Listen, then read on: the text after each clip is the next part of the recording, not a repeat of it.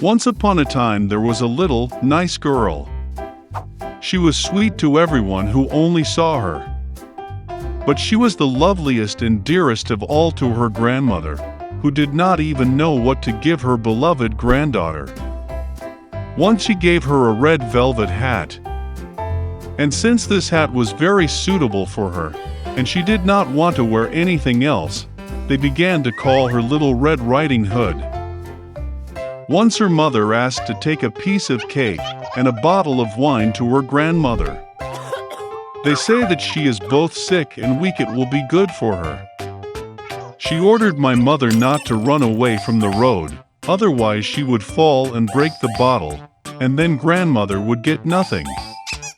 And when she comes to her grandmother, so that she does not forget to say hello to her. Little Red Riding Hood obeyed, took the presents and sat off.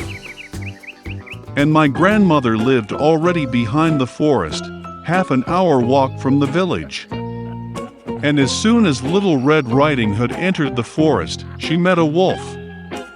The girl, however, did not know what kind of fierce beast it was, and was not in the least afraid of him. She greeted politely.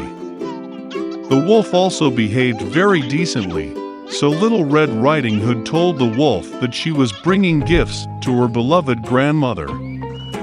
And while she was telling how to get to her grandmother's house, the wolf thought to himself how he could eat not only the old woman, but also a pretty girl.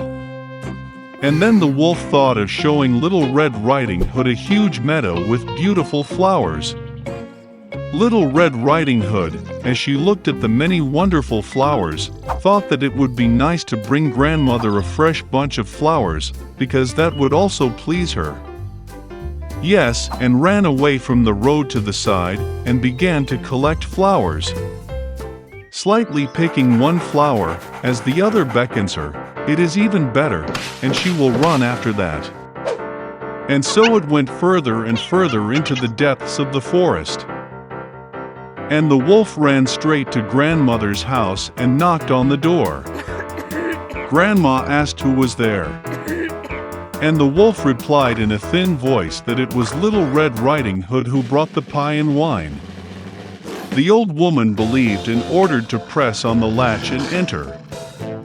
The wolf pressed the latch, the door flew open, and he ran to his grandmother's hut. He rushed to grandmother's bed and swallowed it at once. Then he put on his grandmother's dress and her cap on her head, went to bed and waited. Meanwhile, Little Red Riding Hood ran and ran after flowers, and when she collected as many of them as she could carry, then she again remembered about her grandmother and went to her house.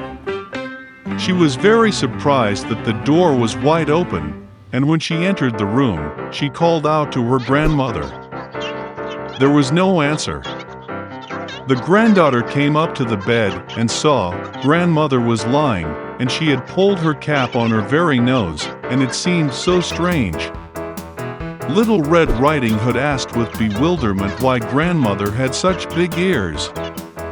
And the wolf answered in a grandmother's voice to hear better. Then Little Red Riding Hood asked why grandmother had such big eyes. To better see you, the wolf answered. And the arms are so big that it is easier to grip.